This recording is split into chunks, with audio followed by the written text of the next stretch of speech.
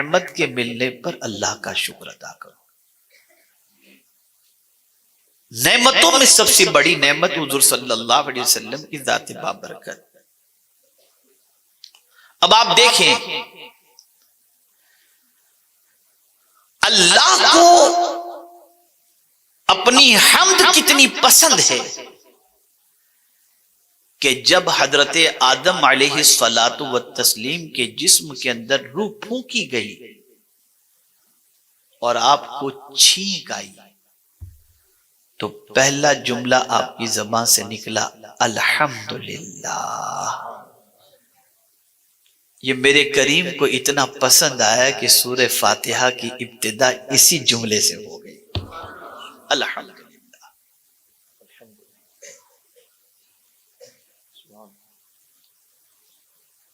شادی کی خوشی اس طرح نہ مناؤ جو خلاف شریعت ہو،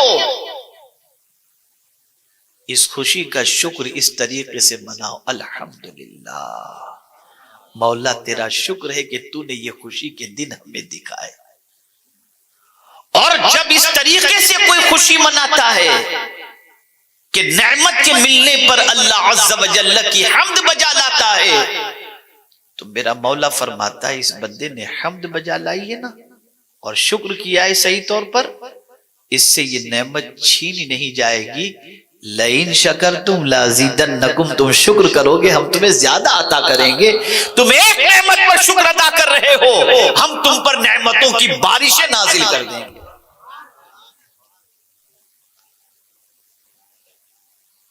اور یہی درس اللہ کے رسول صلی اللہ علیہ وسلم نے ہر نعمت کے ملنے پر ہمیں عطا فرمایا الحمدللہ کا، کہ یہ پڑھا کرو۔ آپ کے گھر شادی ہو رہی، الحمدللہ الحمدللہ الحمدللہ الحمدللہ الحمدللہ، بس پڑھتے رہو۔ وہ کون سی نعمت ہے جس کے ملنے پر الحمدللہ نہ پڑھا جائے؟ ہر نعمت کے ملنے پر الحمدللہ پڑھو۔ کس طریقے سے میں آپ کو بتاؤں۔ رات کو ہم سوتے ہیں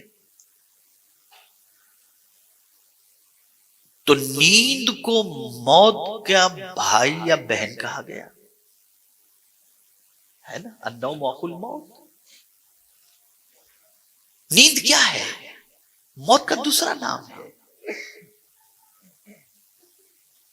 موت کا دوسرا نام۔ بہت سارے سوتے ہیں، سوتے ہی رہ جاتے ہیں، صبح جگانے پر پتہ چلتا ہے کہ وہ تو ہمیشہ کے لیے سو گئے۔ لیکن سونے کے بعد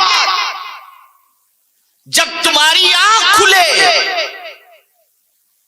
اور تم اپنے اندر زندگی پا رہے ہو، ہوش پا رہے ہو، تو پہلے تکیے کے نیچے سے موبائل نکال کر کے واٹس ایپ دیکھنے کی ضرورت نہیں، بیڑی نکال کر پینے کی ضرورت نہیں، اخبار نکال کر کے مطالعے کی ضرورت نہیں۔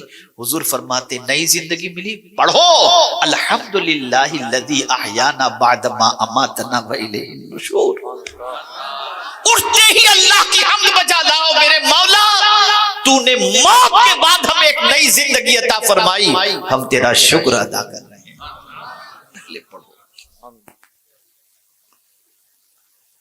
دعا ہی یاد نہیں ہے لوگوں کو،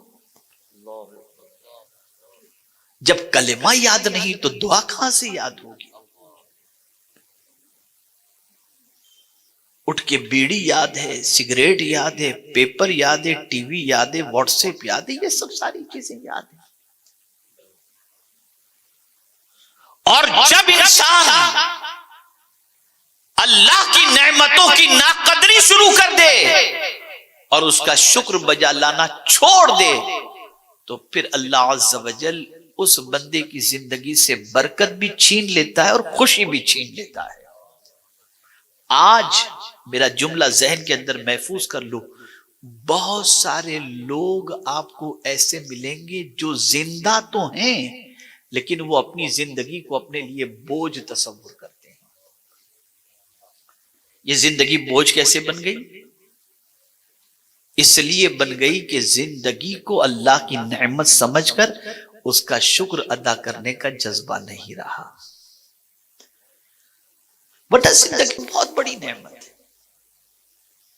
بہت بڑی نعمت ہے۔ اے رسول گرامی وقار صلی اللہ تعالی علیہ وسلم کے پیارے دیوانوں، جماہی بھی آتی ہے، چھینک بھی آتی ہے، لیکن دونوں میں فرق ہے۔ آپ کو معلوم ہے کہ چھینک پر الحمدللہ رب العالمین کا جواب دینا کتنا اونچا مقام ہے اس کا؟ یہ حق کے مسلم کے اندر شامل کیا گیا ہے۔ اور یہ کیوں کہا گیا کہ چھینک آئے تو الحمدللہ پڑھو؟ اس لیے کہا گیا کہ تمہاری سانس تھوڑی دیر کے لیے رک جاتی ہے، جیسے ہی چھینک آئی تمہاری سانس شروع ہو گئی، اس ایک سانس کے اس چھینک کے بعد سانس کے جاری ہو جانے پر فوراً کہو الحمدللہ رب العالمین، اے اللہ تیرا شکر ہے کہ تو نے میری رکی ہوئی سانس کو دوبارہ جاری فرما دیا۔ اور پھر سننے والے مسلمان پر ضروری ہے کہ وہ کہ یرحمک اللہ، اللہ تم پر رحم فرمائے۔ اسلام سراپا دعا کا مذہب ہے۔